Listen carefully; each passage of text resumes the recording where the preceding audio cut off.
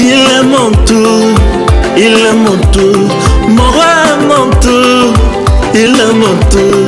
Zambo amour, oui t'as moi balma, oui t'as menti Jésus. Tu es mon tout, Seigneur Jésus. Oui, dans ce monde qui glisse comme le gamba, tu es mon tout, Seigneur Jésus.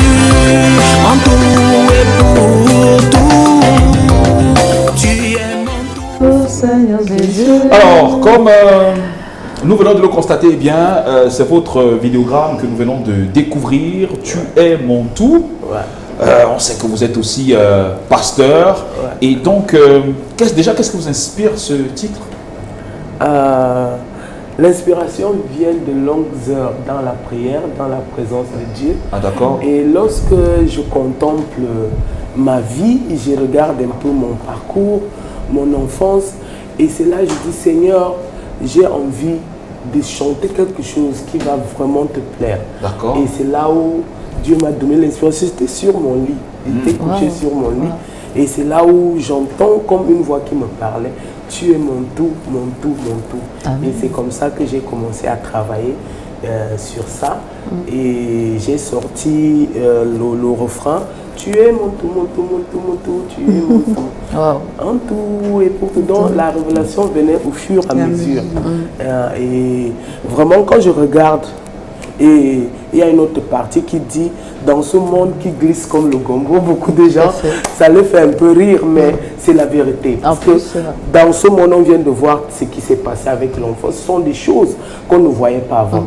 Ce sont des choses aujourd'hui, le carburant augmente, tout augmente. On a légalisé les mauvaises choses par le pape. Ça glisse vraiment, il n'y a pas de stabilité dans le monde. Donc, mais je veux nous apporter ce message que dans tout ce qui se passe, même comme le monde glisse, Dieu doit être notre seul tout, Jésus ne change pas. Et tout. Ouais, Amen. Et qu'est-ce qui vous a... pourquoi il était important pour vous de vous engager dans une carrière musicale? Et bon, pour moi, je ne veux pas dire que c'est une carrière, bon, plus que professionnellement, on appelle ça carrière. Mais pour moi, c'est juste que j'ai aimé chanter depuis mon enfance. D'accord. J'ai trouvé l'inspiration beaucoup dans mes chants. La majorité de mes victoires spirituelles ou physiques, je les ai eues en chantant. C'est pas, je prie beaucoup, je suis une intercesseuse.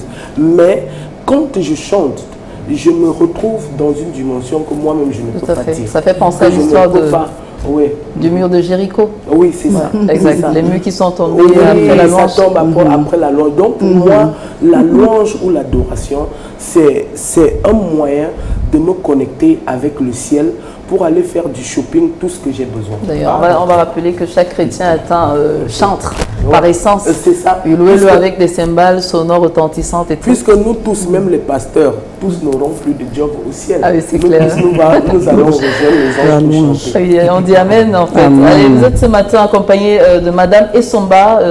Oui, Madame Essomba qui est donc là. Vous avez récemment tenu un immense show caritatif au bénéfice de l'orphelinat. Cœur de Jésus, quel est donc le bilan qu'on peut faire en ce jour? Le bilan est très positif parce qu'à ce jour, on a commencé déjà les travaux. Parce qu'on faisait ce gala pour récolter des fonds, une levée de fonds pour récolter des fonds pour construire l'orphelinat. Donc on a déjà eu beaucoup de donateurs qui se sont présentés. On a eu du sable, on a eu 18 camions de sable. Et puis on a eu des gens qui ont donné du ciment, des tonnes de ciment. Donc d'ici samedi, on va commencer à faire des parpaings et puis commencer la construction de l'orphelinat. Donc le bilan est plutôt positif. C'est plutôt positif. Il y a beaucoup de promesses. Vraiment, les gens ont vraiment le cœur sur la main pour vouloir donner à ces enfants un édifice viable. Et c'est une belle collaboration. Ça rompt avec tout ce qu'on dit en termes d'idées reçues, qu'il n'est pas de tout aise, en tout cas pour les femmes de 100 ans. Donc c'est plutôt une très belle collaboration. Et qu'est-ce qui peut donc expliquer ça, le fait que vous partagez finalement ces mêmes idéaux, voilà, alors qu'on dit que ce n'est pas toujours évident pour les femmes de s'entendre? Oh, avec Pasteur Jeanne Dorine, on a une relation vraiment très très prophétique. Si je reviens dans le terme, elle est comme un mentor pour moi dans tout ce que je fais. Bien sûr que je m'occupe des enfants de près, mais spirituellement, elle nous couvre aussi beaucoup. Et financièrement aussi, je peux dire, elle est un point fort pour notre orphelinat. Elle est comme la marraine, elle est notre mentor. Donc, on n'a pas besoin d'avoir une relation je peux dire amicale, mais on a une éducation spirituelle. Parce que faire l'orphelinat, c'est une œuvre divine. Nos sentiments ne peuvent pas d'abord prôner, sauf d'abord la volonté de Dieu, qui est prendre soin des enfants démunis, des veuves et des orphelins. Donc c'est ce qui nous lie d'abord. Et comme nous sommes des enfants de Dieu, on fait d'abord la volonté de Dieu avant la nôtre. Donc, alors pasteur, avant de partir, je rappelle que la date du 17 mars est une date importante pour vous, puisque vous préparez un concert au chapiteau d'Aqua. Oui. Oui, c'est un moment, ça serait un moment de rafraîchissement. Un moment où Dieu va parler dans le cœur de son peuple pour leur dire que c'est lui qui est tout, en tout et pour tout. Que tout le monde qui est chargé, fatigué, qu'ils viennent à lui. J'attends vraiment les gens de venir nombreux, puisqu'il y aura le altar call, les gens qui vont donner leur vie à Jésus. On aura les orphelinats, on aura les veufs, on aura peut-être Dieu va nous aider à leur partager quelque chose à la fin. Et vous allez peut-être partager la scène avec le chantre parfait? Oui, je partage la scène avec mon manager, le chantre parfait. Il est mon manager officiel, pas officiel. Et il a beaucoup contribué dans ça. Et c'est lui qui est en train de faire tout, puisque c'est lui le manager. Ce sera le 17 mars à quelle heure? Le 17 mars à partir de 16h. 16h. Le chapiteau d'Aqua. Ok, super.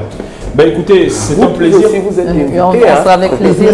C'est un plaisir de vous avoir sur ce plateau. Qu'est-ce qu'on peut retenir donc au final avant de vous laisser partir? Et à ce qu'on peut retenir, ce que j'aime toujours dire, et je veux continuer à dire, que l'homme est sorti de Dieu. Et l'homme hors de Dieu, il est néant, il ne peut rien faire. Donc donnons nos vies à notre Seigneur, donnons nos vies à Dieu, et nous allons voir beaucoup de chaînes vont se couper.